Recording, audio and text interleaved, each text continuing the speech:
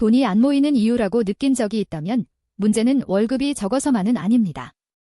돈이 들어온 뒤에 어떤 순서로 빠져나가는지 정해두지 않았기 때문에 월급이 들어온 순간부터 이미 카드값과 자동결제가 먼저 가져가는 구조가 됩니다. 오늘은 바쁜 직장인 기준으로 오늘 바꿀 한 가지를 만드는 방법을 끝까지 하나의 사례로 보여드리겠습니다. 이 영상에서 말하는 핵심은 복잡한 절약법이 아니라 월급날 딱 10분 동안 돈이 이동할 길을 정해두는 것입니다. 예를 들어 월급이 300만 원인 직장인 A씨가 있다고 해보겠습니다. A씨는 월세와 관리비로 80만 원, 통신비와 보험료로 20만 원, 교통비와 구독료로 20만 원을 씁니다. 이미 매달 나가기로 정해진 고정비가 120만 원입니다. 그런데 월급 통장에 300만 원이 그대로 들어와 있으면 사람은 아직 300만 원이 남았다고 착각합니다. 실제로는 120만 원이 이미 예약된 돈이기 때문에 이번 달에 판단할 수 있는 돈은 180만 원부터입니다. 돈 관리는 잔액을 많이 보는 것이 아니라 잔액 안에 숨어있는 역할을 나누는 일입니다. 먼저 해야 할 일은 계좌를 많이 만드는 것이 아닙니다. 처음에는 딱 3개면 충분합니다. 월급이 들어오는 입구 통장, 실제로 쓰는 생활비 통장, 손대지 않을 저축 통장입니다. 카드 주제라면 여기에 결제 수단도 똑같이 단순하게 맞춰야 합니다. 신용카드는 고정비와 꼭 필요한 정기결제만 담당하고 체크카드는 이번 주 생활비만 담당합니다.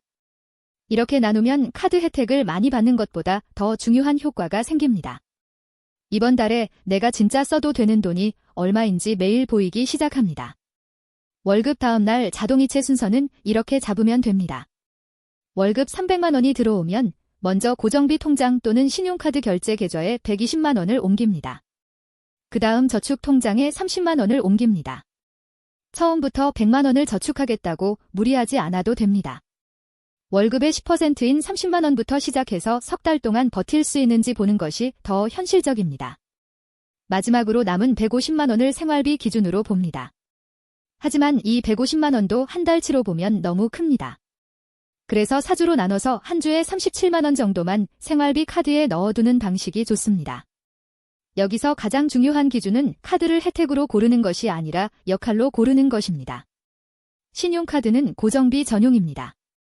보험료, 통신비, 관리비, 정기 구독처럼 매달 비슷하게 나가는 항목만 연결합니다. 생활비 체크카드는 식비, 카페, 편의점, 배달, 교통처럼 매주 흔들리는 지출만 담당합니다. 카드가 4장, 5장이면 혜택은 조금 늘어날 수 있지만 지출 파악은 훨씬 어려워집니다. 돈이 새는 사람의 공통점은 혜택을 못 받아서가 아니라 이번 달 총 카드값을 너무 늦게 안다는 것입니다. 고정비는 한 번만 줄여도 효과가 오래 갑니다. 구독 서비스 1만 원짜리 3개를 해지하면 1년에 36만 원입니다. 통신요금을 2만 원 낮추면 1년에 24만 원입니다. 보험료를 점검해서 3만 원을 줄이면 1년에 36만 원입니다. 이 3가지만 합쳐도 월 10만 원입니다. 이 돈은 매일 커피를 참아서 만든 돈보다 훨씬 안정적입니다. 한번 구조를 바꾸면 다음 달에도 그 다음 달에도 계속 남기 때문입니다. 그래서 절약을 시작할 때는 변동비보다 고정비를 먼저 봐야 합니다. 생활비는 월 단위가 아니라 주 단위로 잘라야 합니다. 한 달 생활비를 100만 원으로 정하면 월 초에는 여유 있어 보입니다. 그래서 첫째 주와 둘째 주에 많이 쓰고 셋째 주부터 갑자기 카드값이 무서워집니다. 반대로 한 주 생활비를 25만 원으로 정하면 판단이 쉬워집니다. 오늘 배달을 시키면 이번 주 남은 돈이 얼마인지 바로 보입니다. 이번 주에 약속이 많다면 다음 주 생활비를 당겨 쓰는 것이 아니라 이번 주 안에서 다른 지출을 줄여야 합니다. 이 기준이 생기면 돈 관리는 감정이 아니라 숫자가 됩니다. 실패하는 지점도 분명합니다. 첫 번째 실패는 모든 돈을 한 통장에 그대로 두는 것입니다. 두 번째 실패는 저축을 월말에 하려고 하는 것입니다. 세 번째 실패는 카드값을 결제일에만 확인하는 것입니다. 네 번째 실패는 혜택 좋은 카드를 계속 추가하는 것입니다. 돈을 모으는 사람은 더 많은 카드를 쓰는 사람이 아니라 돈이 어디로 나가는지 빨리 아는 사람입니다. 그래서 결제 수단은 줄이고 확인 주기는 짧게 가져가는 것이 좋습니다. 매주 일요일 저녁에는 딱 3가지만 보면 됩니다. 이번 주 생활비 카드에서 얼마를 썼는지 봅니다. 다음 주에 쓸 돈이 얼마인지 봅니다.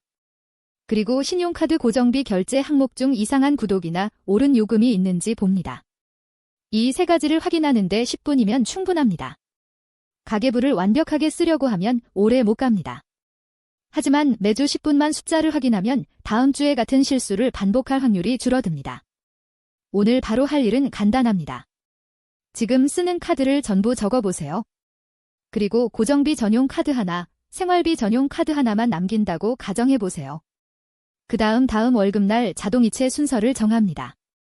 고정비 먼저, 저축 두 번째, 생활비 마지막입니다. 이 순서만 지켜도 월급이 들어왔다가 사라지는 느낌이 줄어듭니다. 정리하겠습니다.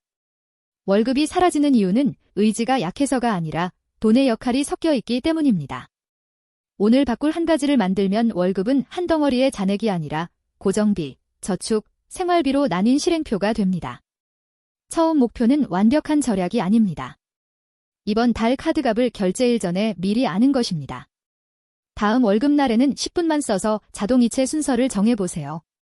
그 10분이 이번 달 돈 관리의 기준점이 됩니다.